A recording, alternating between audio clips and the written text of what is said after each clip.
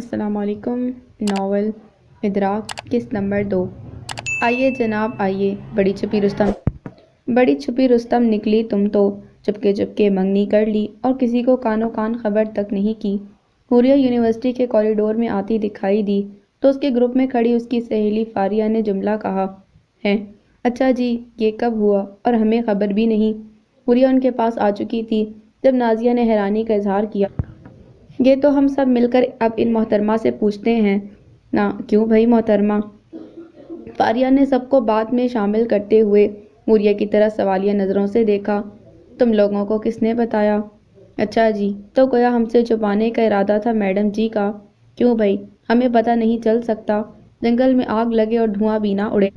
نازیہ نے حوریہ کے اس دستور پر شکوہ کیا، لیکن پھر بھی پتہ تو چلے۔ حوریہ اپنی بات پر قائم رہی۔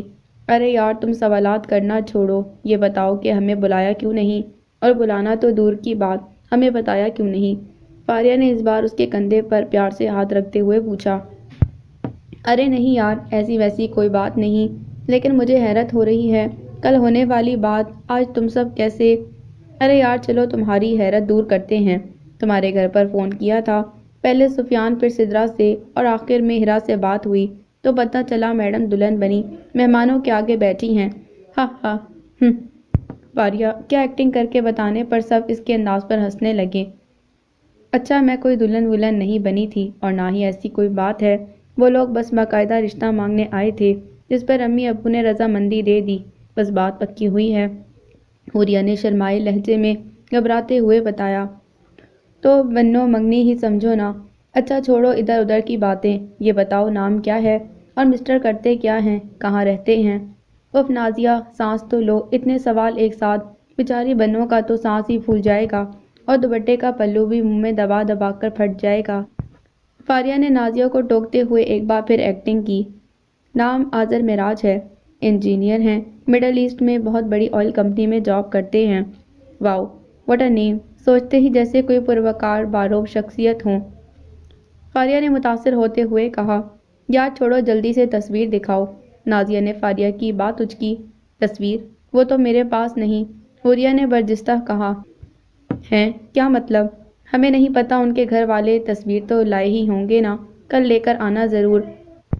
حفصہ نے اب کی بات گفتگو میں حصہ لیا۔ ہاں لائے تو تھے، ہیرا کچھ کہہ تو رہی تھی مگر وہ تو امی کے پاس تھی، مجھے نہیں پتا، ہو سکتا ہے انہوں نے دیکھ کر واپس کر دی ہو۔ حوریہ جیسے شرمندہ ہوئی۔ ہیں کیا مطلب؟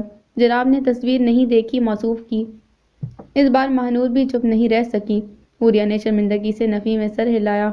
آفرین ہے بھئی ہماری سہیلی پر، واہ بھئی واہ، آج کے دور میں بھی کوئی مشرقیت کی اعلیٰ مثال ہو تو وہ حوریہ ہو۔ فاریہ نے اسے مزید زج کیا۔ کچھ دیر ادھر ادھر کی باتیں ہوتی رہیں، پھر کلاس کا ٹائم ہو گیا اور سب کلاس اٹینڈ کرنے چلی گئیں۔ اوہ صفیہ تم جم آؤ، تمہاری بہن کا گھر ہے، مگر اس بات کے لیے میں تم سے پیشگی معذرت کرنا چاہوں گی، ہم حوریہ کا رشتہ طے کر چکے ہیں۔ بہت اچھے لوگ ہیں وہ، ہم انہیں زبان دے چکے ہیں، تم نے تھوڑی دیر کر دی۔ وہ شام کو گھر میں داخل ہوئی تو اس کی امی فون پر خالہ سے کہہ رہی تھیں۔ حوریہ گھر میں داخل ہوتے ہی بدمزہ ہو گئی، وہ آج بہت تھکن محسوس کر رہی تھی۔ اس کے سر پر جو پہاڑ تھا وہ کافی حد تک کم ہو گیا تھا۔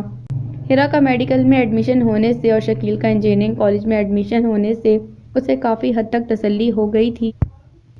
وہ ہیرا کو کئی بار کہہ چکی تھی کہ میڈیکل کی پڑھائی پر بھرپور توجہ دے، بچوں کو گھر میں ٹیوشن پڑھاتی ہے، وہ اب چھوڑ دے، مگر ہیرا کو اس گھر کا، حوریہ کا اور اپنی ذمہ داریوں کا احساس تھا۔ اس نے پڑھائی کے ساتھ ساتھ ٹیوشن کو مینج کرتے ہوئے جاری رکھا۔ شکیل نے بھی اپنی تعلیم کے ساتھ کوچنگ پڑھانا جاری رکھا۔ حوریہ کا سیمسٹر ختم ہو گیا، اب ہفتے 3 دن کے بجائے وہ پورا ہفتہ کمپنی جاتی تھی۔ اس کی تنخواہ میں تھوڑا اضافہ بھی ہوا تھا۔ حور، اس نے پیچھے مڑ کر دیکھا، وہ وہیں جم گئی۔ وہ آج کسی کام سے یونیورسٹی آئی تھی، وہ یونیورسٹی کے گیٹ سے باہر ہی نکلی تھی جب اس نے اپنے پیچھے اپنا نام سنا۔ آپ یہاں کیسے؟ آپ نے میرے ساتھ اچھا نہیں کیا حور، آپ کو میری محبت کا تو خیال کرنا۔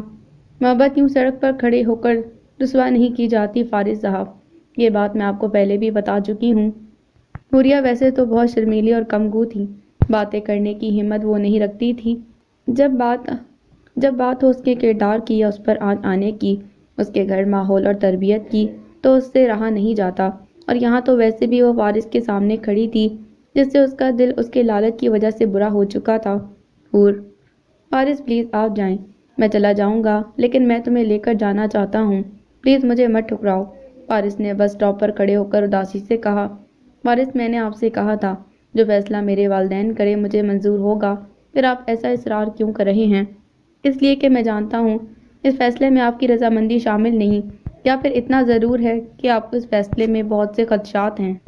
حوریہ خاموش رہی، اس نے فارس کی اس بات کا کوئی جواب دینا مناسب نہیں سمجھا۔ آپ ایک بار میرے حق میں اپنی بات کریں، میں آپ کو بہت خوش رکھوں گا، پلیز۔ حوریہ بھی خاموش رہی، وہ جانتی تھی یہ باتیں بے سود ہیں، اس تکرار کا جب کوئی نتیجہ نکلنا ہی نہیں تو بات کرنے سے کیا حاصل۔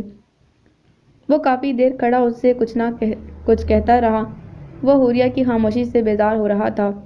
حور: پلیز کچھ تو کہو، میری بس آ گئی ہے، پلیز فارس آپ مجھے آئندہ کبھی اس طرح راستے میں نہیں ملیے گا، یہ مجھے پسند نہیں اور نہ ہی میری تربیت کا خاصہ ہے۔ آپ نے جو بات کرنی ہے میرے والدین سے کریں۔ وہ اپنی بات کہہ چکی تھی، بس آ گئی تھی اور وہ اس میں بیٹھ رہی تھی۔ فارس نے اسے روکنے کی کوشش نہیں کی، فارس اسے روکنا نہیں چاہتا تھا، وہ اسے پانا چاہتا تھا۔ اگلے دن شام کو خالہ پھر ان کے گھر موجود تھی، ان کا وہی اصرار، امی کا وہی انکار اور معذرتیں۔ امی اپنی جگہ مجبور تھیں، ہو سکتا ہے کہ خالہ اگر پہلے آ جاتی تو امی بہن کی محبت میں خالہ کو ہی ہاں کرتی، مگر بات اس جگہ طے ہو چکی تھی۔ ہو یا نہ ہو، مانو یا نہ مانو حوریہ، یہ لالچ ہی تمہاری ملٹی نیشنل کمپنی جاب کا جو خالہ کو بار بار اکسا رہا ہے۔ ہیرا نے رات کو بستر پر ٹیک لگاتے ہوئے حوریہ سے کہا، جو ٹیبل پر کتابیں پھیلائے کچھ پڑھنے میں مصروف تھی۔ میں کیا کہہ سکتی ہوں؟ حوریہ نے کتابوں سے نظر ہٹائے بغیر جواب دیا۔ کچھ تو کہنا چاہیے نا آپ کو، اتنا پیار پہلے تو انہیں کبھی نہ آیا اپنی بہن پر اور بھانجی پر۔ حوریہ بدگمان نہیں ہونا چاہتی تھی، مگر اس سچائی کے آگے بھی اس کا دل ہار مان رہا تھا۔ اور ویسے یہ تم کتابوں میں سر ڈالے کیا کر رہی ہو؟ امتحان تو تمہارے ختم ہو چکے ہیں، پڑھائی مکمل؟ ٹیں فش، ہیرا نے حوریہ کی خاموشی سے بیزار ہو کر الجھن کے ساتھ کہا۔ ٹیں فش، پڑھائی کبھی ٹیں فش نہیں ہوتی۔ سوچ رہی ہوں کہ بی فارمیسی کے کمبینیشن میں ایم بی اے بھی کر لوں، یا پھر ایم فارمیسی میں ایڈمیشن لے لوں، کچھ جاب کی ریکوائرمنٹ بھی ہے، کچھ تنخواہ اور گریڈ میں بھی اضافہ ہو جائے گا۔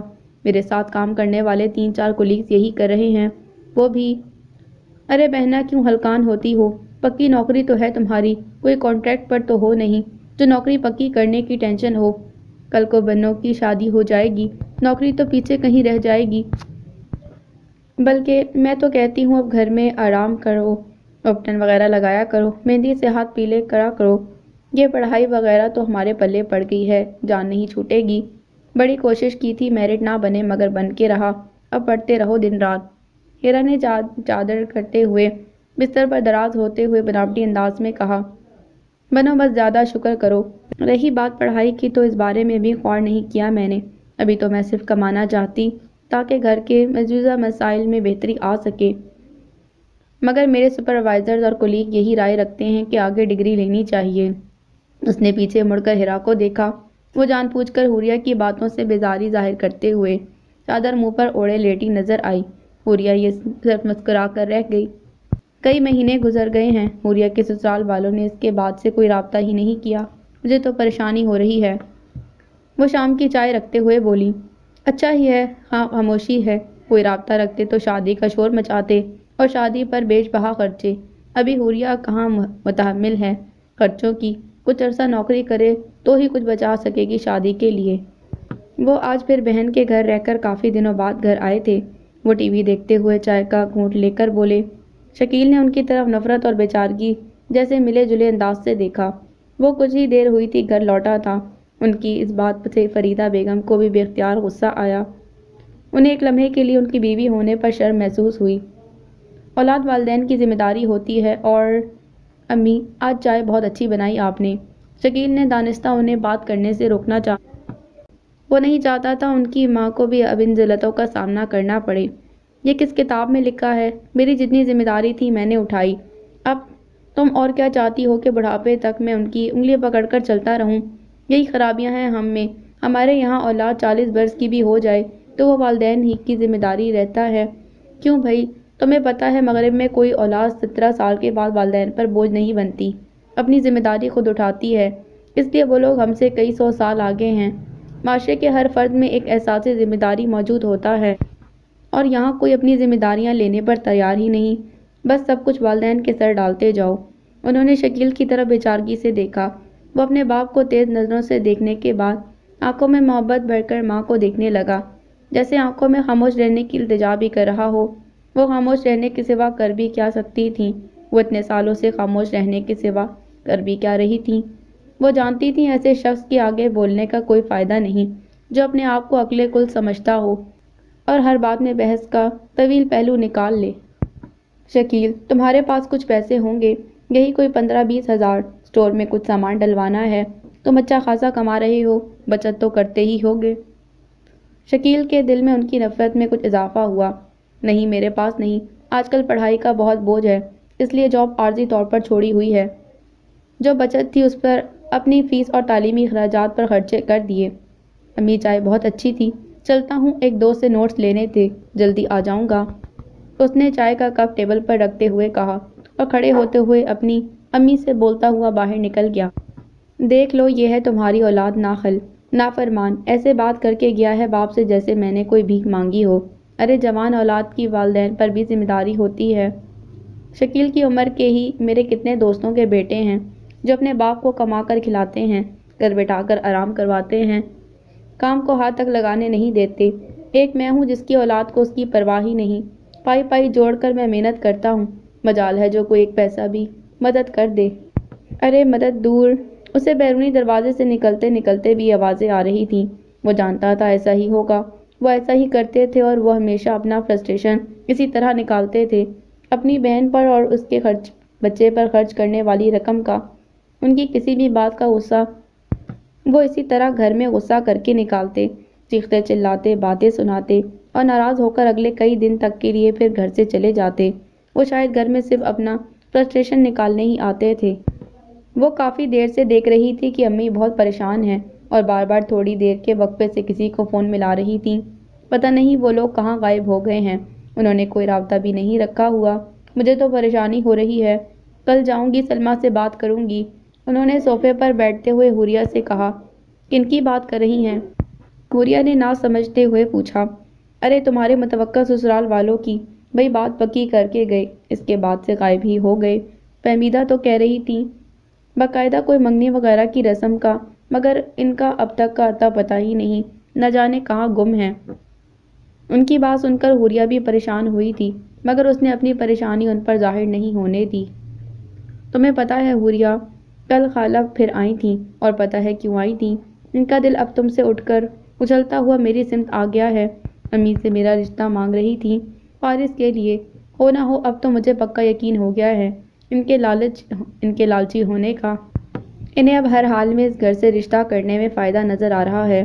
تم نہ صحیح میں صحیح، ڈاکٹر کا نام بھی ملے گا، عزت شہرت اور پیسہ بھی۔ ہیرا نے جیسے حوریہ کے سر پر بم پھوڑا۔ ہیرا کی بدگمانیوں میں صداقت محسوس ہوئی، اسے گویا فارس کو محبت نہیں تھی۔ اسے اپنے اوپر پھر ترس آیا۔ میں نے تو سوچ لیا ہے اگر امی نے مجھ سے پوچھا تو میں صاف انکار کر دوں گی۔ بھلا یہ بھی کوئی بات ہوئی؟ ہیرا اپنی کتابیں کھولتے ہوئے بول رہی تھی۔ حوریہ کی سوچیں اسے کہیں اور ہی الجھائے ہوئے تھیں۔ آج شکیل گیا تھا پروفیسر فہمیدہ کے گھر، وہاں تالا پڑا ہوا ہے، گھر کے کسی اور فرد کا تو نمبر بھی نہیں ہمارے پاس کہ کسی اور کو ہی کال کر لیں۔ ادھر خالہ کا فون آیا تھا، کہہ رہی تھی فارس مجھ سے بہت ناراض ہوا تھا کہ میں کیوں ہیرا کا رشتہ مانگنے چلی گئی، وہ اسے چھوٹی بہنوں کی طرح سمجھتا ہے۔ وہ کبھی ہیرا سے شادی کرنے کا سوچ بھی نہیں سکتا، وہ صرف تم سے شادی کے لیے آمادہ ہے، اس لیے اس نے ہیرا سے شادی کرنے سے انکار کر دیا ہے۔ تمہاری خالہ بھی نا ہوا کے گھوڑے پر سوار رہتی ہیں۔ میں تو یہی سمجھتی تھی کہ فارس کی رضامندی سے رشتہ لائی ہیں ہیرا کے لیے۔ میں تو خوش ہو رہی تھی کہ چلو اچھا ہے، تمہارے ساتھ ہیرا کے فرض سے بھی فارغ ہو جاؤں گی، مگر اللہ، کیا کروں، بڑی پریشانی ہو گئی ہے مجھے تو۔ انہوں نے تفصیل بتائی، ان کے لہجے سے پریشانی اور چہرے سے اداسی عیاں تھی۔ اچھا ہوا امی، ورنہ میں تو خود ہی انکار کر دیتی۔ ہیرا چائے کا کپ لیے لاؤنج میں آئی۔ امی آپ پریشان نہ ہوں، سب ٹھیک ہو جائے گا، حوریہ نے کمزور تسلی دی۔ کیا ٹھیک ہو جائے گا؟ فہمیدہ لوگوں کا پتہ چل نہیں رہا۔ فارس نے ہیرا کو اپنانے سے انکار کر دیا ہے۔ مجھے تو کچھ سمجھ نہیں آ رہا۔ کچھ عرصہ اگر اور ان لوگوں کا پتہ نہیں چلا تو مجھے تمہاری خالہ کو ہی مثبت جواب دینا پڑے گا۔ دیکھا بالا ہے فارس۔ انہوں نے پریشانی سے ماتھے پر ڈھیروں بل ڈالے پریشانی کا اظہار کیا۔ ارے واہ، کیا فلمی سین ہو جائے گا اگر وہ لوگ کچھ عرصے بعد مل گئے اور حوریہ اور فارس کی شادی کے عین موقع پر آ کر بولے، اوئے یہ تو ہماری منگ ہے، اے شادی نہیں ہو سکتی، ہا ہا ہا۔ ہیرا نے ان کی پریشانیوں کو ہلکا کرنے کی ایک کمزور سی کوشش کی، مگر وہ ناکام رہی۔ حوریہ اور امی اسی طرح خاموش اور پریشان بیٹھی رہیں۔ اس نے ایک نظر دونوں کو دیکھا اور چائے کا کپ ہونٹوں سے لگا لیا۔ میں آپ سے درخواست کروں گی کہ اگر آپ کی امی کی خواہش ہے ہیرا کو بہو بنانے کی تو آپ ان کی بات مان لیں۔ فارس نے نہ جانے کیا بات کرنے کے لیے ان کے گھر فون کیا تھا۔ فون اتفاق سے حوریہ نے اٹھایا۔ حور، تم جانتی ہو تم کیا کہہ رہی ہو؟ جی، اگر جانتی ہو تو پلیز آئندہ یہ بات مت کرنا۔ میں تو امی پر پہلے بھی بہت ناراض ہوں۔ وہ مجھ سے پوچھے بغیر ہی ہیرا کے لیے بات کرنے آ گئی تھیں۔ میرا انتخاب تم ہو حور، اور میں آج بھی تمہارے لیے منتظر ہوں۔ مجھے پتا ہے اب تم کچھ بھی نہیں کہو گی۔ بہرحال میں نے آپ لوگوں کو دعوت دینے کے لیے فون کیا تھا۔ صوبیہ کی بات پکی ہو گئی ہے، کل وہ لوگ اپنے کچھ مہمانوں کے ساتھ گھر آئیں گے ایک چھوٹی سی رسم کرنے۔ ہمیں خوشی ہوگی اگر آپ سب بھی ہماری خوشی میں شامل ہوں تو۔ اس نے حوریہ کی چند ثانیہ خاموشی سے بیدار ہو کر اپنی بہن کا بتایا۔ حوریہ اسے مبارکباد دینے لگی۔ کچھ دیر اسی موضوع پر باتیں ہوتی رہیں، پھر اس نے فون بند کر دیا۔ حوریہ، میں تمہیں بتا رہی ہوں تم فارس بھائی کے رشتے سے انکار کر دینا۔ خالہ کو امی نے اپنی پریشانی بتائی ہے۔ امی بھی نہ، امی سے رہا نہیں گیا۔ بس پھر کیا تھا، خالہ کے دل میں تو لڈو پھوٹ گئی۔ بولی کہ آپ اپنے طور پر ان لوگوں کو تسلی کر لیں۔ اگر باقی کوئی ایسی بات ہے تو وہ چند دنوں میں دوبارہ باقاعدہ رشتہ لانے کو تیار ہیں۔ ہیرا نے کچن میں برتن دھونے کے بعد رکھتے ہوئے حوریہ سے کہا، جو ابھی گھر آئی تھی جاب سے اور کچن میں کھانا لینے آئی تھی۔ تمہیں یہ سب کس نے بتایا؟ ارے مجھ غریب کو کون گھاس ڈالتا ہے، بس اڑتے اڑتے سن لی باتیں۔ اس دن صوبیہ کی منگنی پر خالہ اور امی منہ جوڑ کر لگی ہوئی تھیں۔ گھر آ کر امی شکیل سے دل ہلکا کر رہی تھیں، بس کان میں بات پڑ گئی۔ ہیرا نے حوریہ کی پریشانی کو دیکھ کر مزاحیہ انداز میں بتایا۔ ہیرا حوریہ کی بنسبت کسی حد تک باتونی، شوم اور کچھ لاؤبالی سی تھی۔ یہ نہیں تھا کہ اسے گھر کی پریشانیوں کا احساس نہیں تھا، مگر وہ پریشانیوں کو ہنس کر جھیلنے پر یقین رکھتی تھی۔ حوریہ، تم انکار کرو گی نا؟ ہیرا جیسے اس سے کوئی یقین دہانی کرانا چاہ رہی تھی۔ پتہ نہیں۔ کیا مطلب پتہ نہیں؟ تو پھر کیا راضی ہو جاؤ گی اس رشتے پر جن کا کوئی بھروسہ ہی نہیں، کبھی ہیرا تو کبھی حوریہ تو کبھی کوئی اور۔ وہ اپنا کھانا لے کر لاؤنج میں آ گئی، ہیرا بات کرتے کرتے اس کے پیچھے۔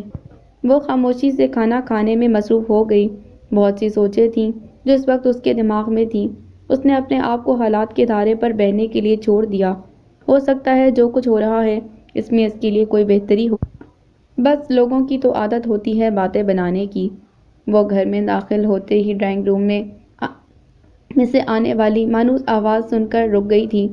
دراصل میں پی ایچ ڈی کر رہی ہوں، اس کے تھیسس کا کچھ کام تھا، ایک پیپر بھی پبلش ہونا تھا۔ میرے سپروائزر کے ساتھ بیرون ملک میں اس پروجیکٹ پر کچھ کام ہو رہا تھا، اسی میں ایک سیمینار بھی آ گیا۔ بس اسی چکروں میں کوئی 6 ماہ پاکستان سے باہر رہنا پڑا۔ ریان بھی اپنی کمپنی کی طرف سے باہر گیا ہوا تھا، اس لیے گھر پر تالا تھا اور گھر کا فون خراب پڑا تھا۔ آپ کو تو پتہ ہی ہے ہم 2 بہن بھائی ہی تو ہوتے ہیں گھر پر، اسی لیے آپ کو پریشانی اٹھانی پڑی، میں بہت معذرت کرتی ہوں۔ انہوں نے اپنی بات مکمل کر کے شرمندہ نظروں سے سامنے بیٹھے شکیل اور ان کی امی کی طرف دیکھا۔ ان کی خاموشی بتا رہی تھی کہ انہوں نے پروفیسر فہمیدہ کی معذرت قبول کر لی، مگر ان کے دل میں بہت سے شکوک و شبہات ابھی بھی جنم لے رہے تھے۔ یہ ہیرا اور حوریہ کہاں ہیں؟ نظر نہیں آ رہی؟ انہوں نے ان دونوں کی خاموشی کو دیکھتے ہوئے پوچھا۔ جی، وہ بس حوریہ آتے ہی ہوگی، لیجیے ہیرا تو آ ہی گئی۔ ان کی امی نے ہیرا کو کمرے میں چائے کی ٹرے لاتے دیکھ کر کہا اور آنکھوں کے اشارے سے حوریہ کی آمد کا بھی پوچھا۔ ہیرا نے آنکھوں میں انہیں اس کے گھر پہنچ جانے کی تسلی دی، جس سے وہ کافی حد تک مطمئن ہو گئیں۔ کچھ دیر وہ ادھر ادھر کی باتیں کرتی رہیں، حوریہ سے ملیں، اس کے ساتھ تھوڑی دیر بیٹھیں اور پھر چلی گئیں۔ جو بھی ہو میں آج تو کچھ نہیں بولی، مگر میں تمہارے ابو سے مشورہ کر کے اسے فون پر شادی کا کہوں گی۔ کم از کم یہ اپنے بھائی کو مڈل ایسٹ سے بلائے، ہم اس سے بھی ملاقات کریں، پھر شادی کی بات پکی کر کے تاریخ رکھے۔ شادی کی ان کی امی نے ان کے جانے کے بعد ٹی وی لاؤنج میں اپنے بچوں کے ساتھ داخل ہوتے ہوئے کہا۔ وہ درمیانی صوفے پر بیٹھ گئیں، باقی سب ان کے ساتھ لاؤنج میں ہی بیٹھ گئے۔ مگر امی، اگر مگر کچھ نہیں، بہت ہو گیا حوریہ، ہم بھی کوئی مرے نہیں جا رہے، اللہ کا کرم ہے، گزارا اچھا ہو رہا ہے۔ شکیل بھی اب انجینئرنگ کالج میں ہے، کچھ عرصے بعد اس کی تعلیم مکمل ہو جائے گی، برسر روزگار بھی ہو جائے گا، اور فی الوقت پڑھائی کے ساتھ کوئی چھوٹی موٹی نوکری کرتا رہے، ہمارا گزارا ہوتا رہے گا، تمہیں اب ہماری فکر کرنے کی ضرورت نہیں۔ انہوں نے حوریہ کو کچھ بھی کہنے سے باز رکھا اور اس کے بعد کچھ نہیں بول سکی۔ اس نے شکایتی نظروں سے شکیل کی طرف دیکھا۔ مگر امی، اتنی جلدی سب کیسے ممکن ہوگا؟ اگر آپ کے دل میں کسی قسم کے شکوک و شبہات ہیں، جو کہ میرے دل میں بھی ہیں، تو بہتر نہیں کہ ہم پہلے اچھی طرح انہیں دیکھ لیں، کوئی بھی فیصلہ کرنے سے پہلے۔ شکیل نے بہت سہولت کے ساتھ معاملے کو سنبھالنا چاہا۔ ارے کوئی جلدی نہیں ہے، شادی کی یہی عمر ہوتی ہے، پڑھائی اس کی مکمل ہو چکی ہے، 1.5 سال سے زیادہ عرصہ ہو گیا ہے، اور اس وقت سے یہ جاب کر رہی ہے۔ چلو شادی کی تیاری تک 6 ماہ اور لگ جائیں گے۔ رہی بات تسلی کی، تو سلمیٰ کے میاں ظفر صاحب کے یہ کوئی 10-15 سال سے جاننے والے ہیں۔ فہمیدہ کے والد بھی ظفر صاحب کے بہت اچھے جاننے والے دوست تھے۔ فہمیدہ کے والدین کے انتقال کے بعد بھی ان کا آپس میں ملنا ملانا ہے۔ انہوں نے بڑی تسلی دی ہے کہ بہت اچھے سلجھے ہوئے اور پڑھی لکھی فیملی ہے۔ بس حوریہ کے فرض سے جلد فارغ ہو جانا چاہتی ہوں۔ آگے ہیرا کا بھی تو سوچنا ہے۔ ان کے لہجے میں یاسیس تھی۔ شکیل نے کنکیوں سے حوریہ کی طرف دیکھا۔ اب کسی کے پاس کہنے کو کچھ تھا ہی نہیں۔ ایک فکر انگیز گہری خاموشی چھا گئی تھی لاؤنج میں۔ سوچ رہی ہوں ہیرا کے لیے تمہاری خالہ کو ہی ہاں کر دوں، آخر کو اپنا خون اپنا ہی ہوتا ہے۔ انہوں نے رات کے وقت ہیرا اور حوریہ کے کمرے میں داخل ہوتے ان سے پوچھا۔ یہ آپ کو بیٹھے بٹھائے کیا سوجی امی حضور، اور وہ بھی اس وقت؟ ہیرا کے تو جیسے کان کھڑے ہو گئے۔ اس نے بستر سے فوراً سیدھے ہو کر بیٹھتے ہوئے کہا، ارے تم تو… ارے ورے کچھ نہیں امی، میں آپ کو صاف بتا رہی ہوں، مجھے خالہ لوگ بالکل اچھے نہیں لگتے، وہ لوگ صرف لالچی اور مطلبی ہیں، اور ویسے بھی انہوں نے حوریہ کا رشتہ مانگا تھا، میں بھی پڑھ رہی ہوں۔ ہیرا نے قدرے خفگی کا اظہار کیا۔ ہیرا تو… امی، میں اس بارے میں آپ کی کوئی بھی بات نہیں سنوں گی، اور ویسے بھی انہوں نے رشتہ مانگنے کے بعد رشتہ واپس موڑ لیا تھا کہ ہم نے تو فارغ سے پوچھے بغیر ہیرا کا رشتہ مانگ لیا، وہ راضی نہیں، یاد ہے آپ کو؟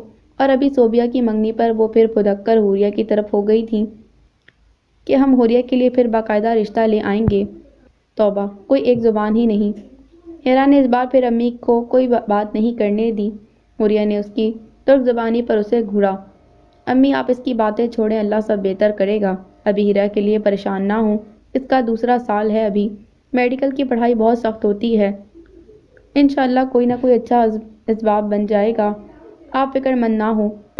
حوریہ کو احساس ہوا ہیرا کی باتوں سے امی کافی دل برداشتہ ہوئی ہیں۔ حوریہ نے نرم لہجے میں امی کو تسلی دی۔ وہ تو سب ٹھیک ہے، اللہ بہتر کرے گا، مگر مجھے تم لوگوں کی فکریں سونے نہیں دیتی، اب شکیل کے لیے بھی تو کچھ سوچنا ہے۔ تمہاری خالہ کی 3 بیٹیاں ہیں، یہی سوچتی ہوں ان کا کچھ بوجھ بانٹ لوں، صوبیہ سے چھوٹی شکیل کے لیے۔ اف اللہ امی، رشتہ، شادی، منگنی، آخر ہم لوگ ان باتوں سے کیوں نہیں نکلتے؟ بس بھی کریں آپ، شکیل کا بھی 2 سیمسٹر شروع ہوا ہے انجینئرنگ کا، اور آپ کو ابھی سے فکریں پڑ گئیں، خالہ کی بیٹی، ناممکن، اسے تو میں کبھی بھابھی نہ بناؤں۔ ہیرا نے پھر امی کی بات کاٹی۔ امی میں نے کہا نا وقت آنے پر سب ٹھیک ہو جائے گا، آپ فکر نہ کیا کریں، ابھی کون سا عمریں نکلی جا رہی ہیں، ابھی شکیل اور ہیرا کو صرف پڑھائی کی طرف دل لگا کر پڑھنے، سب ٹھیک ہو جائے گا، آپ پریشان نہ ہوں۔ حوریہ نے ہیرا کی طرف ناراضگی سے دیکھتے ہوئے امی کو تسلی دی۔ وہ کچھ دیر اسی طرح افسردگی سے سوچوں میں گم بیٹھی رہیں، پھر اٹھ کر اپنے کمرے میں چلی گئیں۔ ان کے جانے کے بعد حوریہ نے ٹھیک ٹھاک کلاس لی ہیرا کی۔ حوریہ اکثر سے سمجھاتی رہتی تھی کہ امی کو دکھ نہ دیا کرو، خاموش رہا کرو، امی سے دھیمے لہجے میں بولا کرو، مگر ہیرا، وہ تو پھر ہیرا ہے۔ امی کیا ہوا ہے، ایسے کیوں بیٹھی ہیں؟ شکیل نے امی کو لاؤنج میں گمسم بیٹھے دیکھ کر پوچھا۔ کیا بتاؤں بیٹا، پریشانیاں پیچھا ہی نہیں چھوڑتیں۔ آج اتفاقاً سلمیٰ، وہی ظفر صاحب کی بیگم، ملی تھیں۔ پتہ چلا کہ پروفیسر صاحبہ اپنے چھوٹے بھائی کی منگنی کی تیاریوں میں آج کل بہت مصروف ہیں۔ میں نے کافی بار فون ملایا کہ حوریہ کی بات بھی آگے کچھ بڑھاؤں، مگر اس کا فون مسلسل بند جا رہا ہے، سمجھ نہیں آتی کیا کروں۔ ان کے لہجے میں حد درجہ پریشانی تھی، پتہ نہیں کیوں میرا دن ان لوگوں۔ شکیل کچھ کہتے کہتے امی کی پریشانی دیکھ کر چپ ہو گیا۔ وہ اپنی امی کو مزید کسی وسوسے یا پریشانی میں مبتلا نہیں کرنا چاہتا تھا۔ ارے یاد آیا شکیل، وہ اس بار آئی تھی تو تمہیں اپنا موبائل نمبر بھی لکھوا کر گئی تھی نا، ذرا ملاؤ۔ انہوں نے یکدم کچھ یاد آتے ہوئے ایک امید سے شکیل سے کہا۔ شکیل جیب سے فون نکال کر نمبر ڈھونڈنے لگا۔ بند جا رہا ہے۔ بند؟ شکیل نے نمبر ملانے کے بعد بتایا۔ وہ شکیل کی طرف حیرانی سے دیکھنے لگی۔ انہوں نے شکیل سے نمبر لے لیا اور کچھ گھنٹوں بعد خود میں لایا۔ انہیں وہ دوبارہ بند ملا۔ اس کے بعد وہ مختلف اوقات میں دن میں کئی بار ملاتی رہیں، مگر بے سود۔ اگلا دن اس سے اگلا دن اور 3-4 دن گزر گئے۔ انہوں نے ہمت نہیں ہاری۔ وہ مسلسل ان کے گھر کا اور موبائل نمبر مختلف اوقات میں ملاتی رہیں۔ بالآخر 5ویں دن موبائل پر انہیں پروفیسر صاحبہ کی آواز سنائی دی۔ ہیلو، اوہ اچھا آپ، بڑی خوشی ہوئی آپ کی آواز سن کر، میں آپ کو فون کرنے ہی والی تھی۔ وہ ریان کی بات پکی کر دی ہم نے، اسی سلسلے میں آپ لوگوں کو بھی مدعو کرنا تھا، اس کی منگنی کی رسم کرنا چاہ رہے ہیں ہم۔ وہ ایسے ہی میٹھا بولتی تھیں جیسے کوئی سامنے ہو کہ اگلا بندہ اپنا مدعا ہی بھول جاتا تھا۔ وہ تو ٹھیک ہے مگر آپ حوریہ کی رسم، میرا مطلب ہے ہم بھی چاہتے ہیں کہ حوریہ کی بھی رسم وغیرہ ہو جائے تو اچھا ہے۔ آپ دونوں بھائیوں کے ساتھ ہی منگنی کر دیں تو زیادہ اچھا ہوگا۔ وہ فون پر تھیں اس لیے پروفیسر فہمیدہ کے چہرے کے تاثرات نہیں دیکھ سکی جو اس وقت شدید غصے میں تھے۔ انہیں نہیں یاد کہ کبھی کسی نے ان سے اس طرح بات کی ہو۔ وہ تو ہمیشہ ایک لیڈر رہی ہیں، سب پر حکم چلانے والی، اپنی بات کرنے والی، بغیر کسی کی دلیل یا تجویز کے۔ تو آج یہ حوریہ کی ماں۔ دیکھیں میرا چھوٹا بھائی ریان کمپنی کی طرف 1 سال کے لیے سنگاپور جا رہا ہے، یہی وجہ ہے کہ ہم اس کی منگنی کر رہے ہیں اور شادی انشاءاللہ واپسی پر رہی بات آذر کی تو ہم حوریہ کے لیے زبان دے چکے ہیں، تو پھر آپ کو کیا ٹینشن ہے؟ ان کے لہجے میں نہ چاہتے ہوئے بھی کسی حد تک تلخی تھی۔ جی وہ تو ٹھیک ہے مگر دیکھیں بھائی، آذر کو تو چھٹی نہیں مل رہی، وہ 2 سال تو پاکستان نہیں آ سکتا۔ ہاں اس کے بغیر آپ کوئی رسم رکھنا چاہیں تو مجھے کوئی اعتراض نہیں ہوگا۔ انہیں بہت خوبصورتی سے بات کرنا آتا تھا۔ وہ فہمیدہ کی اس بات پر ایک لمحہ کے لیے خاموش ہو گئیں۔ ٹھیک ہے میں اپنے بچوں سے صلح مشورہ کر کے آپ کو بتاتی ہوں۔ ٹھیک ہے جیسے آپ کی مرضی۔ انہیں لگا وہ بس فون رکھنے لگی ہیں۔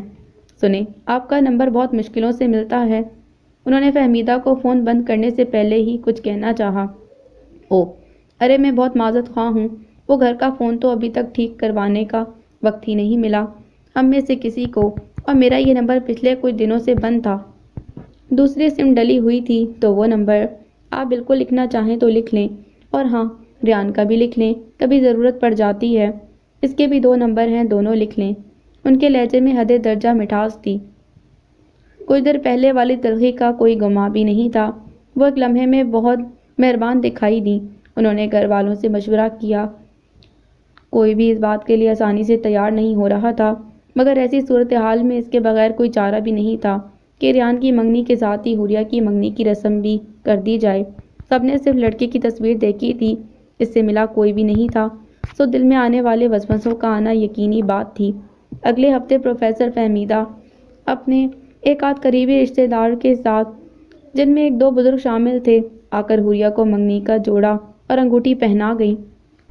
چھوٹی سی پروقار اور سادہ سی تقریب میں حوریہ تیار ہوئی بیٹھی بہت پیاری لگ رہی تھی۔ تم حقیقت میں حور ہو، دنیا میں اتاری گئی جنت کی حور۔ لاؤنج سے باہر کھڑے فارس نے حوریہ کو اس تقریب میں بیٹھے دیکھتے ہوئے دل میں سوچا، وہ بہت زیادہ خوبصورت لگ رہی تھی، اس سے کہیں زیادہ خوبصورت جتنی وہ تھی۔ اور بھائی تمہاری جاب کیسی جا رہی ہے اور آگے کیا ارادے ہیں؟ جی اللہ کا شکر ہے ٹھیک، آگے سوچ رہی ہوں MBA کر لوں یا پھر فارمیسی میں ایڈمیشن لے لوں۔ وہ اگلے دن ریان کی منگنی کی چھوٹی سی تقریب میں مدعو تھے۔ جب ان کے پاس فہمیدہ نے بیٹھتے ہوئے پوچھا، ہاں بالکل، اور کیا صحیح سوچ رہی ہو تم؟ بھائی ہمارے گھر میں کسی اور چیز کی اہمیت ہو نہ ہو، تعلیم کو بہت اہمیت دی جاتی ہے۔ ہمارے والدین خود بھی اعلیٰ تعلیم یافتہ تھے اور ہم بچوں کو بھی ہمیشہ تعلیم کی طرف ہی رجحان رکھنے کو کہا، جبھی تو آج ہم سب اس مقام پر ہیں۔ اب آذر نے کچھ عرصہ پہلے ہی انجینئرنگ کا ماسٹرز بھی مکمل کر لیا ہے اور اب مزید آگے پڑھنے کا سوچ رہا ہے۔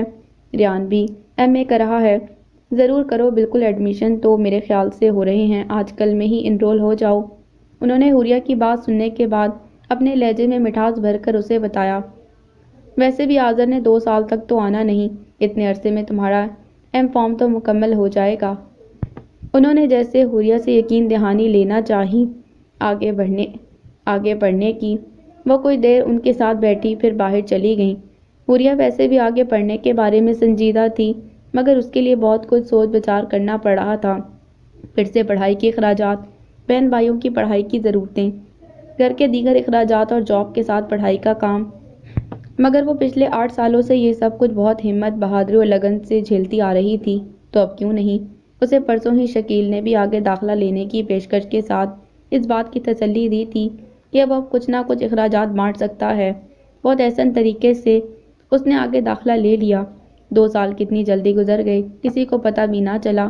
آج شاید حوریہ کو سال کا ایک ایک لمحہ ایک دن گزرتے پتہ چلا تھا۔ بہرحال پچھلے کچھ سالوں کی مشکلات اور صعوبتوں کی بنسبت یہ سال کچھ آسان گزرے تھے۔ ان 2 سالوں میں فہمیدہ نے ان سے گاہے بگاہے روابط رکھے۔ شکیل کو حوریہ کی کوششوں سے ایک بہت اچھی پرائیویٹ کمپنی میں جاب مل گئی تھی۔ وہ پڑھائی کے ساتھ جاب بخوبی نبھا رہا تھا۔ ویسے بھی اس کا آخری سال تھا۔ وہ حوریہ کا بہت شکر گزار اور اپنی جاب سے خوش تھا۔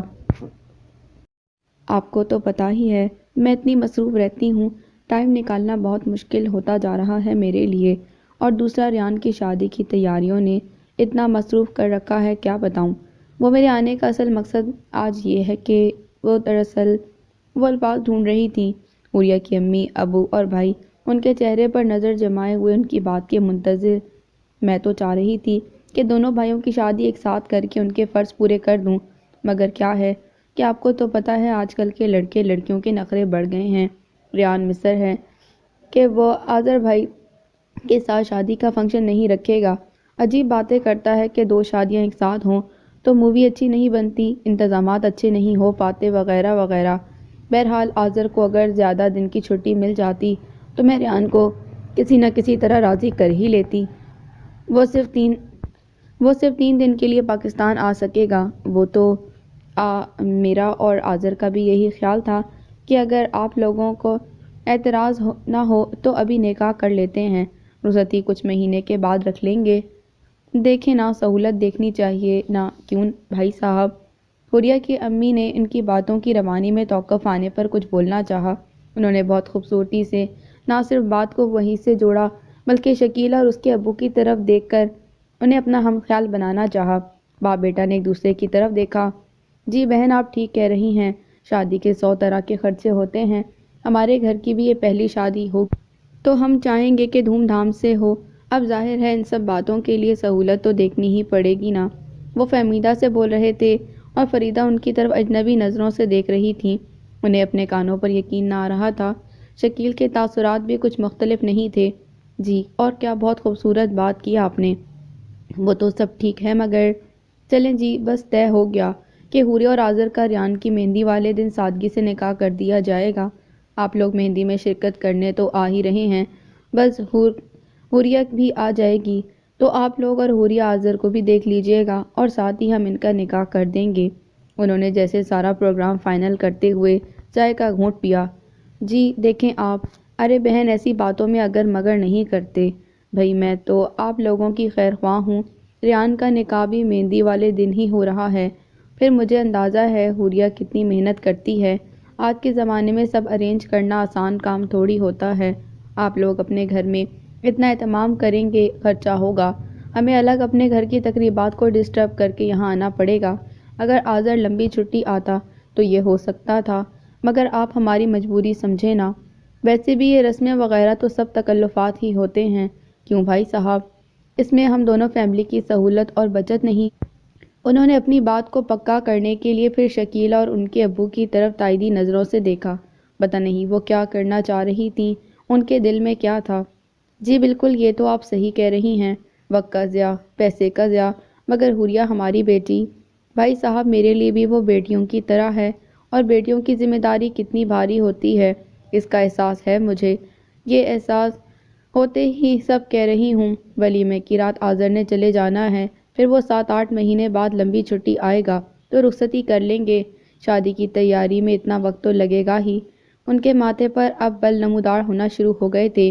کبھی امکان تھا کہ اب اگر کوئی کچھ بولتا تو وہ پل میں سب ختم کر کے اٹھ جاتی، لیکن اندھا کیا چاہے دو آنکھیں، انہوں نے اتنی خوبصورتی سے ٹریپ کیا تھا کہ بچنا بہت مشکل تھا۔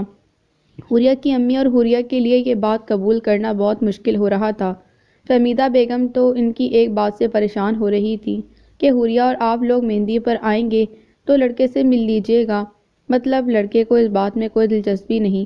مناسب تو یہی لگتا تھا کہ لڑکا ان کے گھر آتا اور نکاح بھی ان کے گھر ہوتا، اس طرح لڑکی اٹھا کر ان کے گھر لے جانا، لڑکے سے سامنا کروانا اور پھر نکاح کر دینا۔ حوریہ کو اپنے لیے یہ سب بہت توہین آمیز لگ رہا تھا، لیکن ماں باپ کی مرضی کے آگے چپ تھی کہ وہ بھی چپ تھے۔ اسے اپنے ابو کی چپ کی تو سمجھ آ رہی تھی، مگر اس کی امی وہ کیوں چپ تھیں؟ شاید وہ تو بنی ہی چپ رہنے کے لیے تھیں۔ ہیرا کا بہت دل کرتا تھا کہ آج حوریہ دلہنوں کی طرح تیار ہو، گہرا میک اپ کرے، بھاری لباس پہنے۔ آج پہلی بار اس کا اور آذر کا سامنا ہونا تھا اور اس کا نکاح تھا۔ بے شک وہ ریان کی مہندی میں شرکت کرنے جا رہے تھے، مگر آج حوریہ کا نکاح بھی تو تھا۔ حوریہ کو اپنی بے انتہا حد تک محسوس ہو رہی تھی۔ او مائی گاڈ، اگر ریان کے ساتھ کھڑے ہوئے یہی آذر بھائی ہیں تو قیامت ہیں یہ تو۔ ہاں بلکہ یہی ہیں، تصویر سے کسی حد تک مل رہے ہیں۔ اف حوریہ، یہ تم دیکھو تو کیا پرسنالٹی ہے، یہ تو ریان سے بھی زیادہ ہینڈسم اور وجی، دراز قد اور خوبصورت ہیں۔ ہیرا نے گاڑی سے اترتے ہی سامنے ریسیپشن پر نظر ڈالتے ہوئے دیکھ کر کہا، جہاں ریان کے ساتھ آذر کھڑا تھا اور چند دیگر لڑکے لڑکیاں حوریہ سے نظریں اٹھائی نہیں جا رہی تھیں۔ اس کی ہمت نہ ہو رہی تھی دیکھنے کی۔ اوہ آپ لوگ آئیے آئیے، آپ لوگ اس طرف سے آ جائیں، میں حوریہ کو لے کر پچھلی طرف سے ڈرائنگ روم میں بٹھاتی ہوں۔ بس ریان کے سسرال والے بھی مہندی لے کر نکل چکے ہیں، پہنچنے ہی والے ہیں۔ اس کی منگیتر کو بھی حوریہ کے ساتھ ہی بٹھائیں گے۔ ان کے چند قدم ہی آگے بڑھے تھے جب فہمیدہ فوراً پہنچ کر انہوں نے سائڈ سے ان لوگوں کو اور حوریہ کو پچھلی طرف سے لے جانے کی پوری تفصیل بتائی۔ کچھ ہی دیر بعد ڈرائنگ روم میں رش بڑھنے لگا، ساتھ ہی مولوی صاحب اور دونوں بھائی بھی اندر داخل ہوئے۔ ریان سائڈ والے صوفے پر بیٹھ گیا اور آذر کو حوریہ کے برابر بیٹھنے کی جگہ ملی۔ حوریہ نے بھی دوپٹے کا گھونگھٹ نکالا ہوا تھا، وہ بہت زیادہ تیار نہ ہوئی تھی، سادہ سا پارٹی میک اپ کیا ہوا تھا اور تقریب کی مناسبت سے ہلکے کام کا سوٹ پہنا ہوا تھا، مگر اتنے میں بھی اس کا حسن چکا چوندھ کر دینے والا تھا۔ اس کی صورت اتنی مختلف اور اتنی من موہنی تھی کہ کسی کو بھی اس پر پیار آ جاتا، فطری بات تھی۔ اس کی بھی بہت سی کلاس فیلو جب اسے دیکھتی تو دیکھتی ہی رہ جاتی تھیں، ان کی نظریں حوریہ کے چہرے سے ہٹتی ہی نہ تھیں، اور وہ خود اس بات کا اعتراف کرتی تھی کہ حوریہ میں کچھ خاص کشش ہے۔ حوریہ نے نکاح سے پہلے دھڑکتے دل کے ساتھ سامنے کھڑی ہیرا کی طرف گھونگھٹ کی اوٹ سے دیکھا۔ واو، سپرب! ہیرا نے سراہتی اور ستائشی نظروں سے آذر کی طرف دیکھ کر حوریہ کو دیکھ کر خوبصورت جوڑی کے خوبصورت لگنے کا اشارہ کیا۔ نکاح کے بعد رش میں اضافہ ہو گیا، سب مرد عورتیں جمع ہو گئے، نکاح کی مبارک بادیوں کا سلسلہ پھر کھانا لگ گیا۔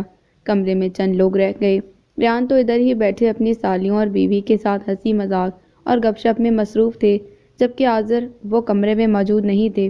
ہیرا نے کوشش کی انہیں ڈھونڈنے کی کہ حوریہ کے ساتھ فوٹو سیشن کر سکے، کچھ سالیوں والی چھیڑ چھاڑ، مگر وہ کہیں نظر نہیں آئے۔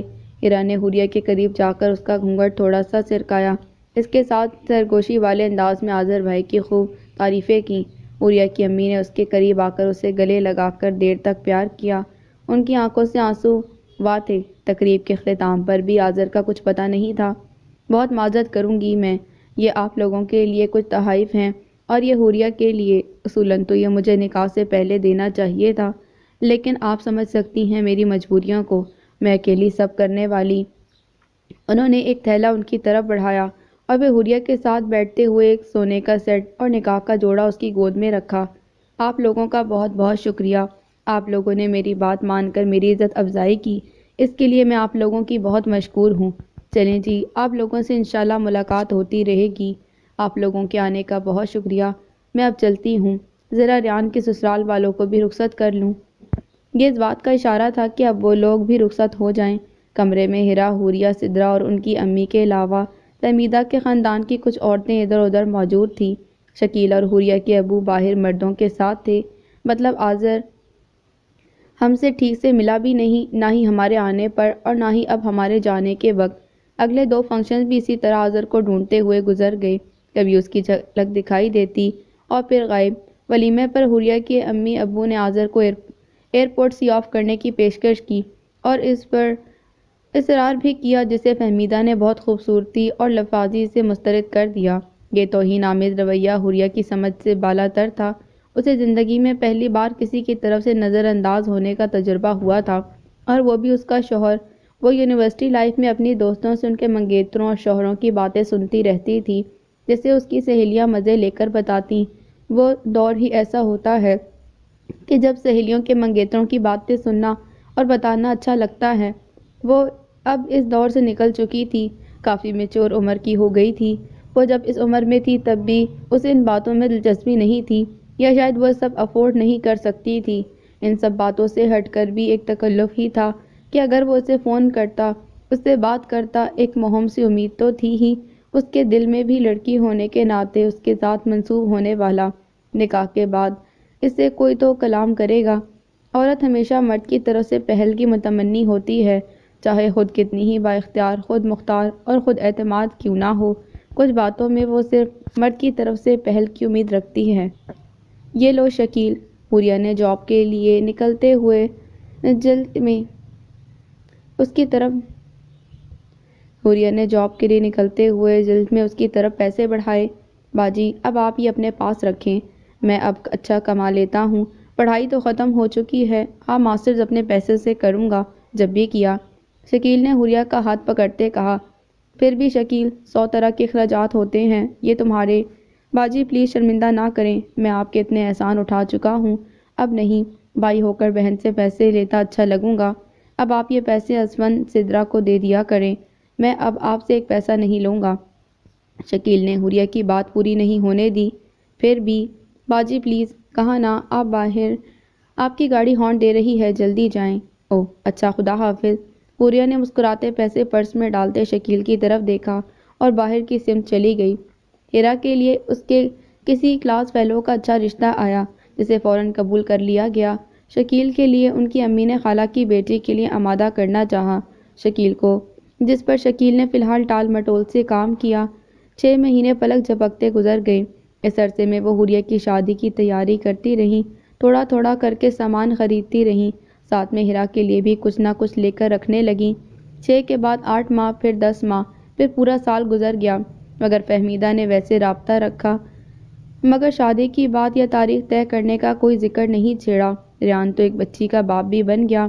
اس عرصے میں بھی جو بھی تھا، کسی حد تک حوریہ اپنی جگہ مطمئن تھی کہ اس تمام عرصے میں اسے اپنے گھر کے لیے کمانے اور گھر کے معاشی مسائل حل کرنے کا اچھا خاصا موقع مل گیا تھا۔ وہ جو بھی کماتی تھی، اپنی ماں کے ہاتھ پر لا کر رکھ دیتی، جسے وہ بہت سنبھال کر خرچ کرتی۔ شکیل کی نوکری پکی ہونے سے کافی حد تک حوریہ کے کندھوں کا بوجھ ہلکا ہو گیا تھا۔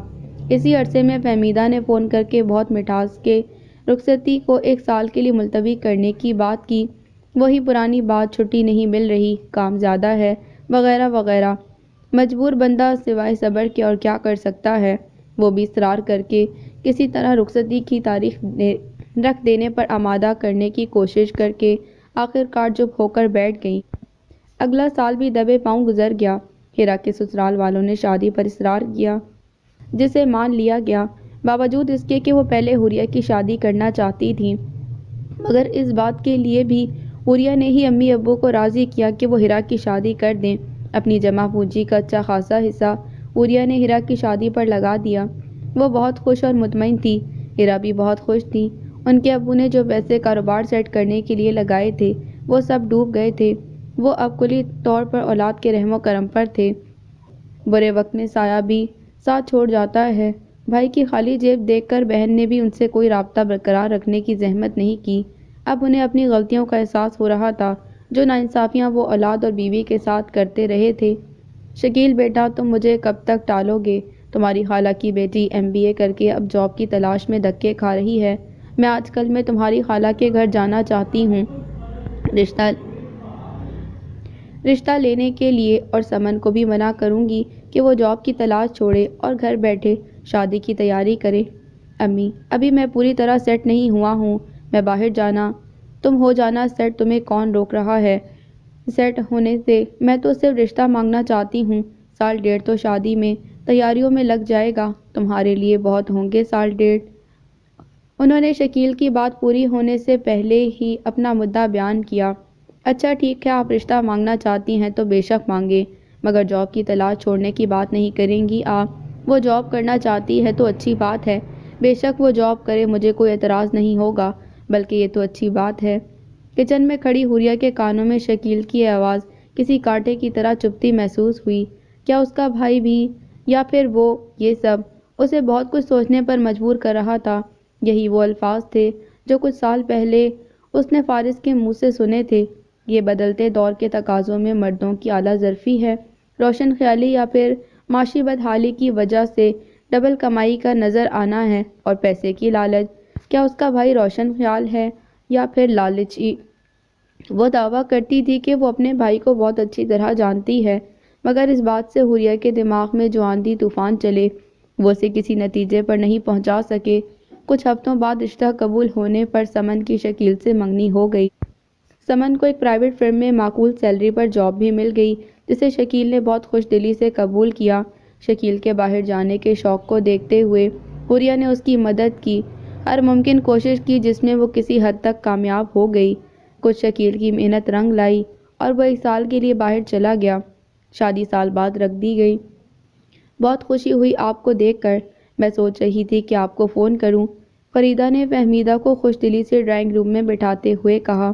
جی بس دیکھ لیں، میں خود آ گئی، اصل میں میری بہن کے گھر ولادت ہونے والی ہے تو بس اسی میں مصروف تھی۔ آپ کو تو پتہ ہی ہے میں اکیلی جان کیا کیا دیکھوں۔ جی یہ تو ہے، وہ فہمیدہ کی باتوں پر سوائے ان کی ہاں ملانے کے اور کیا کر سکتی تھی۔ یہ بھائی صاحب کہاں ہیں؟ وہ بھی ہوتے تو اچھا تھا، بات ان کے سامنے ہوتی۔ وہ دراصل آذر اگلے مہینے چھٹی آ رہا ہے تو اسی سلسلے مجھے بات کرنی ہے۔ اچھا، یہ تو بڑی اچھی بات ہے۔ جی جی بالکل، میں انہیں بلاتی ہوں۔ اصل میں آج کل ان کی طبیعت بہت خراب رہنے لگی ہے، دن بدن کمزور ہوتے جا رہے ہیں، ابھی بھی بخار ہے، سو رہے۔ انہوں نے فہمیدہ کی بات پر بے تابی سے خوش ہوتے ہوئے کہا اور سدرا کو آواز دے کر چائے بنانے اور ابو کو اٹھانے کو کہا۔ وہ دل ہی دل میں بہت خوش ہو رہی تھیں کہ اللہ اللہ کر کے انہیں شادی کی تاریخ رکھنے کا تو خیال آیا۔ وہ تو ٹھیک ہے بہن، مگر اتنی جلدی؟ میرا مطلب ہے شادی کے انتظامات۔ بھئی آذر ایسا ہی ہے، اس کے اسی طرح اچانک پروگرام بنتے ہیں، پھر چھٹی جب ملی تب ہی اس نے بتایا۔ آپ لوگوں نے تیاری تو کر رکھی ہوگی نا؟ فہمیدہ نے ماتھے پر بل ڈالتے ہوئے پوچھا۔ ہاں ہاں کیوں نہیں، اور اگر کچھ رہ بھی گئی ہے تو کوئی بات نہیں، ہفتہ 15 دن بہت ہوتے ہیں، جلدی جلدی میں سب کر لیں گے۔ بلکہ یہ تو بہت اچھا ہوا کہ شکیل بھی اگلے مہینے ہی آ رہا ہے چھٹی۔ فریدہ نے بات کو خوبصورتی سے سنبھالا۔ بس بھئی حوریہ، اب تم استعفیٰ دینے کی تیاری کرو، سامان پیک کر لو، تمہاری باجی تمہاری تاریخ رکھنے آئی ہیں۔ انہوں نے حوریہ کو چائے کی ٹرے تھامے اندر داخل ہوتے ہی کہا۔ سامان پیک کر لو؟ وہ کیوں بھئی، اور استعفیٰ کیسا؟ فہمیدہ کے ماتھے کے بلوں میں اضافہ ہوا۔ بھئی اب خیر سے شوہر کے ساتھ ہی جانا ہوگا نا اسے، اسی لیے جاب سے استعفیٰ بھی دینا ہوگا۔ ویسے بھی یہ خود بھی کافی تھک گئی ہے اور میں بھی یہی چاہ رہی ہوں کہ اب یہ جاب چھوڑ دے۔ ماشاءاللہ آذر اچھا کماتا ہے۔ انہوں نے بڑے محتاط انداز میں بات کی، کیونکہ وہ فہمیدہ کے تیوری کے بل دیکھ چکی تھیں۔ ہیں، یہ آپ سے کس نے کہہ دیا کہ یہ ساتھ جائے گی؟ ان کے منہ سے بے اختیار عجیب سی کڑواہٹ سے نکلا۔ میرا مطلب ہے، اچھا کمانے کا یہ مطلب تو نہیں کہ اتنی اچھی جاب سے استعفیٰ دے دیا جائے۔ بھئی آخر اتنا اچھا کیریئر ہے حوریہ کا، 80+ تو ہوگی نا تمہاری پے؟ انہوں نے حوریہ کی طرف رخ پھیر کر چائے کا کپ اٹھاتے ہوئے پوچھا۔ جی ابھی تو نہیں ہے، لیکن اگلے ماہ سے ہو جائے گی، اور پروموشن بھی۔ لو بھلا، جب بہترین پیکج ملنے کا وقت آ رہا ہے تو تم استعفیٰ دینے کا سوچ رہی ہو؟ پے کے علاوہ کمپنی کی طرف سے دیگر سہولیات الگ ہیں نا؟ انہوں نے حوریہ کی بات لپک کر پکڑتے ہوئے کہا اور ساتھ ہی اگلا سوال بھی پوچھ لیا۔ جی ہاں، میں جانتی ہوں یہ ملٹی نیشنل کمپنیز بہت سہولیات دیتی ہیں، کھانا پینا، پک اینڈ ڈراپ، عمرے کا ٹکٹ، پلاٹ وغیرہ۔ تم نے بھی کوئی بک کروایا ہوگا پلاٹ، آخر اتنے سالوں سے نوکری کر رہی ہو۔ ایک کے بعد دوسرا سوال۔ جی وہ، بھئی میں نے تو آذر کو پہلے ہی صاف صاف کہہ دیا تھا کہ اب تم روایتی مردوں کی طرح اس پر پابندیاں نہیں لگانا، اور نہ ہی جاب چھوڑنے کی ضد بحث لے کر بیٹھ جانا۔ حوریہ کافی پروفیشنل لڑکی ہے، بہت اچھی پوسٹ پر جاب کر رہی ہے، اور پھر تمہاری تو دونوں بہنیں جاب کرتی ہیں، پھر تم بیوی پر اس بات کو لے کر اعتراض نہ اٹھانا۔ بھئی زمانہ بدل چکا ہے، آپ بالکل بے فکر رہیں اس معاملے میں، آذر کبھی حوریہ کو پریشان نہیں کرے گا۔ حوریہ اپنی جاب پہلے کی طرح جاری رکھے۔ حوریہ کے چہرے کا رنگ پیلا پڑ چکا تھا، اسے ایک بار پھر اپنا کمتر اور حقیر لگا۔ نکاح کو لگ بھگ 3 سال ہونے والے تھے، اور اس عرصے میں ایک بار بھی آذر نے حوریہ سے رابطہ نہیں کیا۔ جب بھی کبھی بات ہوئی بڑی باجی فہمیدہ کے ذریعے ہی ہوئی۔ آذر یہ کہتا ہے، آذر نے ایسا بولا، آذر یہ چاہتا ہے۔ آذر کو میں نے سمجھایا، وہ اب تھک چکی تھی، وہ ایک خوبصورت گھریلو زندگی چاہتی تھی۔ تم اپنا کیریئر بناؤ، ابھی تو یہ ابتدا ہے، جس پوسٹ پر تم ہو لوگ اس کے لیے ترستے ہیں، ابھی تو تم بہت آگے۔ فہمیدہ کچھ بول رہی تھی مگر اس کا دماغ سن ہو رہا تھا۔ اگلے مہینے کے آخری ہفتے میں اس کی شادی کی تاریخ رکھ دی گئی تھی۔ شکیل اور ہیرا کی غیر موجودگی میں شادی کے زیادہ تر کام اسے خود ہی دیکھنے پڑے۔ عمر کے اس حصے میں اس کے ابو اپنے ماضی کے رویوں سے بہت شرمندہ تھے۔ وہ اپنی سب سے بڑی بیٹی کی شادی کے تمام امور خود دیکھنا چاہتے تھے، مگر ان کی صحت اس بات کی اجازت نہیں دے رہی تھی۔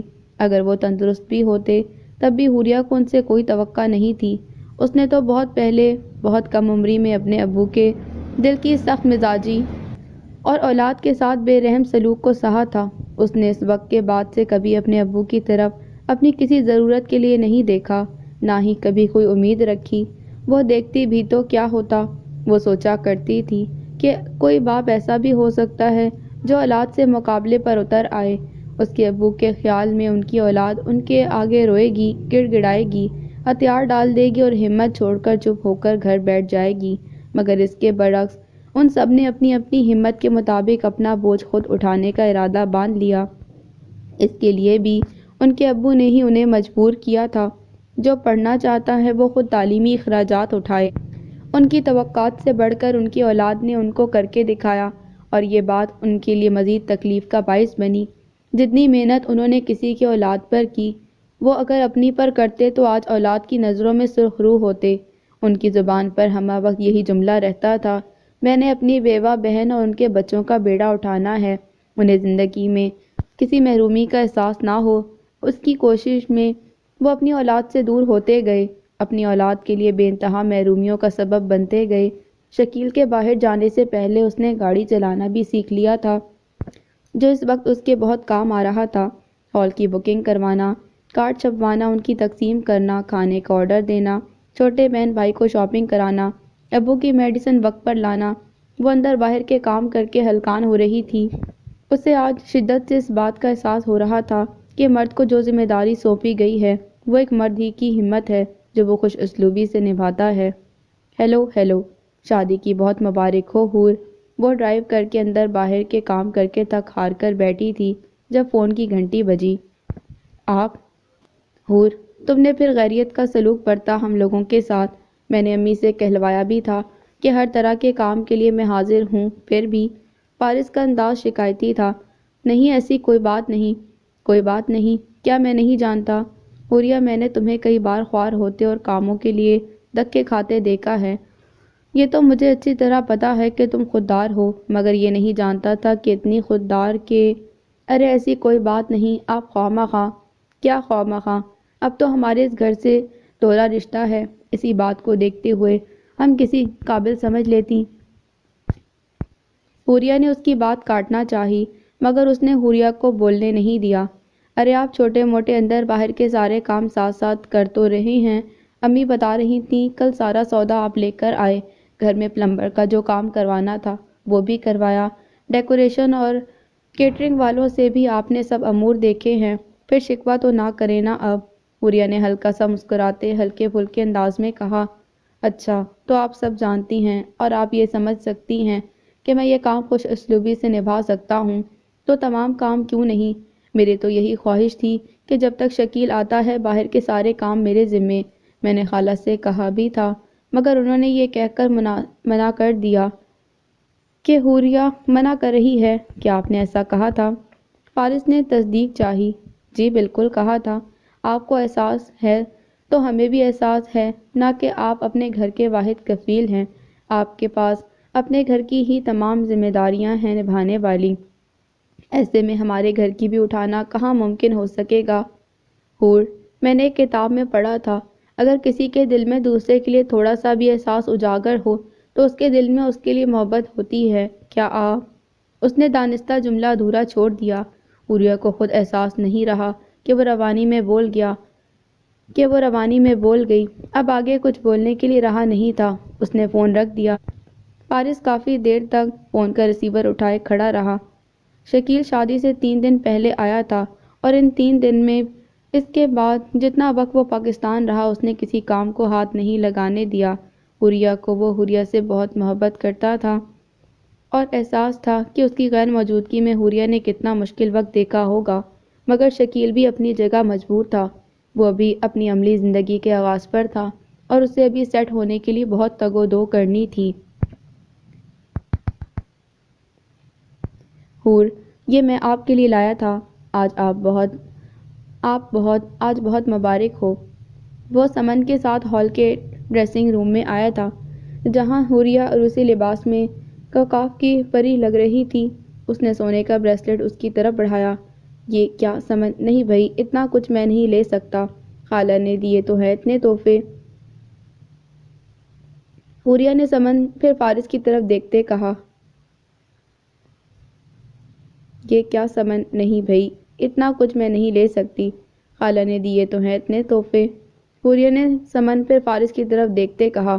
وہ سب امی کی طرف سے تھا، یہ صرف بھائی کی طرف سے ہے۔ بھائی کی طرف سے آپ کچھ تو قبول کر لیں۔ سمن کے لہجے میں جو چھپا تھا وہ اسے سمجھنے میں مشکل نہ ہوئی۔ اس نے فارس کی طرف دیکھا، اسے بے اختیار اس پر ترس آیا۔ ویسے باجی، آج آپ بہت بہت خوبصورت لگ رہی ہیں۔ آذر بھائی تو بس گئے کام سے، سمن نے حوریہ کے ساتھ صوفے پر بیٹھتے کہا۔ خوبصورت؟ یہ آج جیسی لگ رہی ہے، اس کے آگے خوبصورت بہت چھوٹا لفظ ہے۔ فارس بہن کی موجودگی میں بھی اپنے دل پر اختیار نہیں رکھ سکا۔ اوہ، دیکھو ذرا کیسے سامان بکھرا پڑا ہے، کسی کو کچھ خیال نہیں۔ ہانیہ کو بھی گھر جانے کی جلدی ہوتی ہے، سوچتی نہیں ہے بہن اکیلے اتنا سب کیسے دیکھے گی۔ وہ ڈرائنگ روم میں چیزیں سمیٹنے کے ساتھ ساتھ بڑبڑا رہی تھی۔ ارے ہما، ادھر آؤ، ذرا یہ چیزیں آذر کے کمرے میں لے جاؤ۔ انہوں نے ریان کی بیوی ہما کو نام لے کر بلایا۔ کوئی ادھر ہو رہا تھا، کوئی ادھر، کوئی کہیں کھڑا تھا، کوئی کہیں، سب اپنے کاموں میں مصروف تھے، اسے جیسے یہاں موجود ہی نہ ہو۔ اس نے شادی کے بعد دلہن کو پرجوش خوش آمدید کرنے کی بہت سی باتیں سن رکھی تھیں۔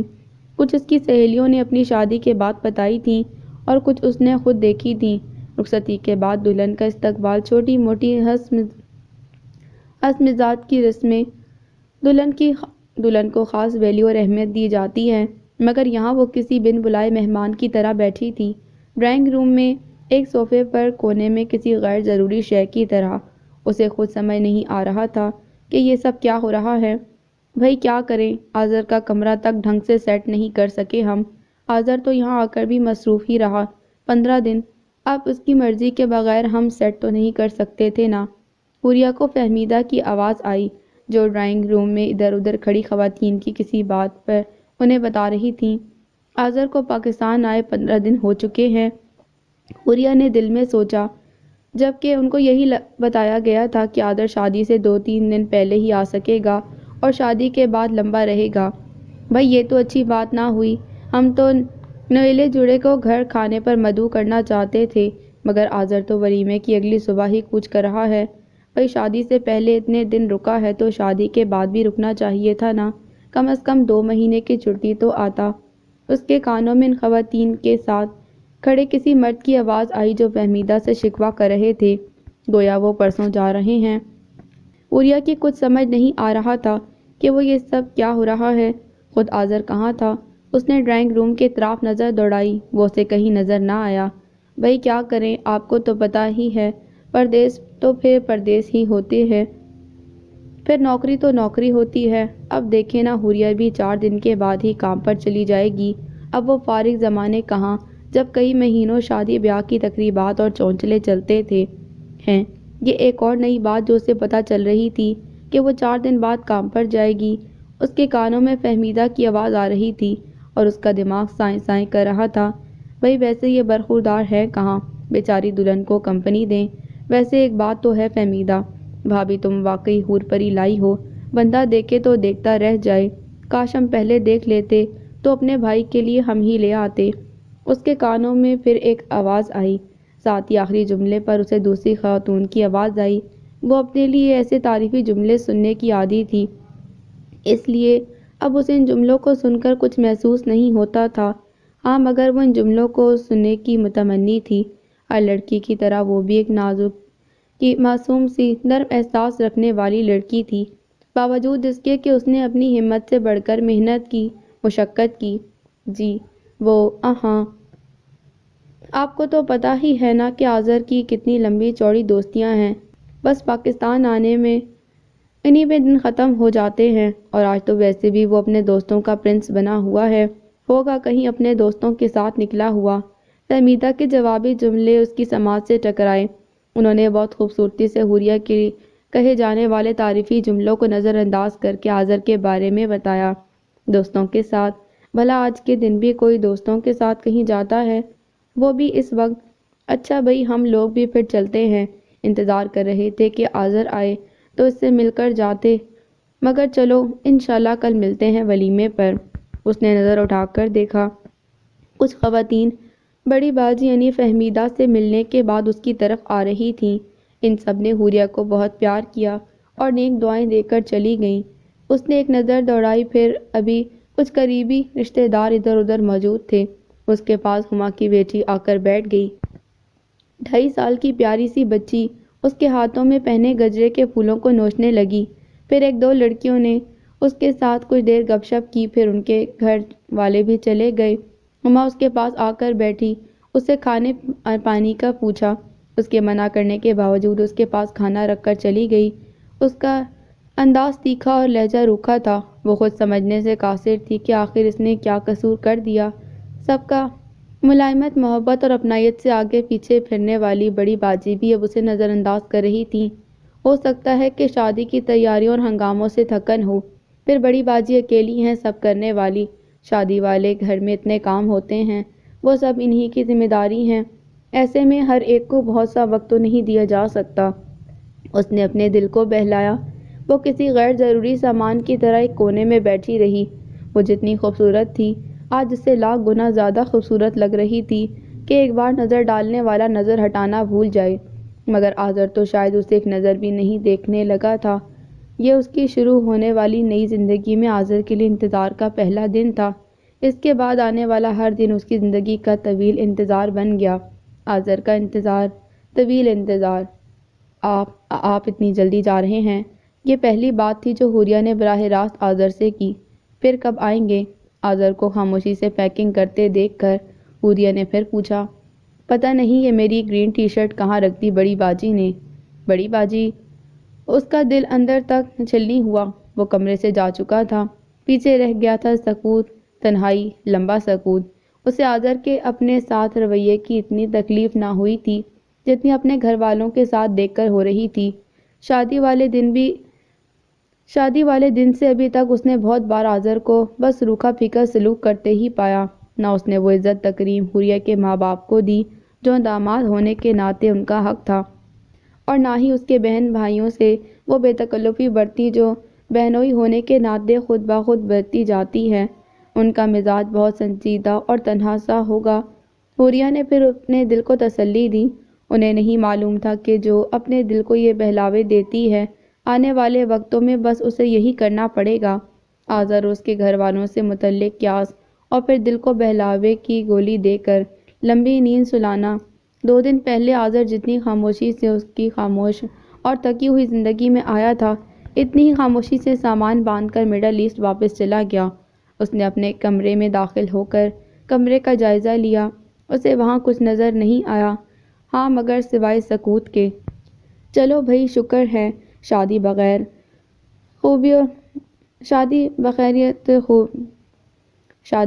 خوبی انجام پائی، میرے سارے فرض پورے ہو گئے، اللہ تیرا شکر۔ امی ابو کی روح کتنی سکون میں ہوگی، آج میں بہت عرصے بعد بہت سکون کی نیند سوؤں گی۔ کل ویسے بھی اتوار ہے، پرسوں سے پھر وہی روٹین۔ تمہیں بھی تو پرسوں جاب پر جانا ہوگا حوریہ۔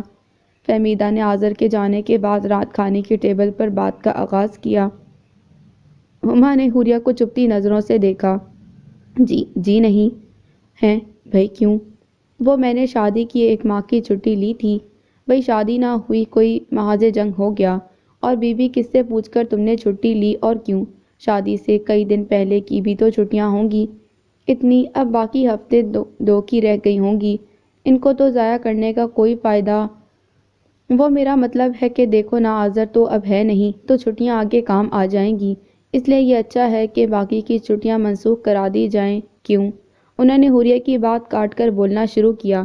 ان کے لہجے کا سخت اور کھردرا پن نمایاں ہو رہا تھا، جس کا انہیں فوراً ہی احساس ہوا، اور وہ نرم ہو کر بات کو خوبصورت رنگ دے گئی۔ جی، جیسا آپ کہیں، حوریہ نے مختصر جواب دیا۔ ویسے بھی کچھ دن جاب کرنے میں کیا حرج ہے؟ آخر اسے کچھ دن بعد آذر کے ساتھ مڈل ایسٹ جانے کے لیے چھوڑنی ہی پڑے گی جاب۔ انسان جو کچھ سوچ رہا ہوتا ہے، قدرت نے اس کے لیے کچھ اور ہی لکھ رکھا ہوتا ہے، اور یہ بندہ نہیں جان سکتا۔ حوریہ یہ بھی نہیں جانتی تھی کہ اس کی آنے والی زندگی میں قدرت نے اس کے لیے کیا لکھ رکھا ہے۔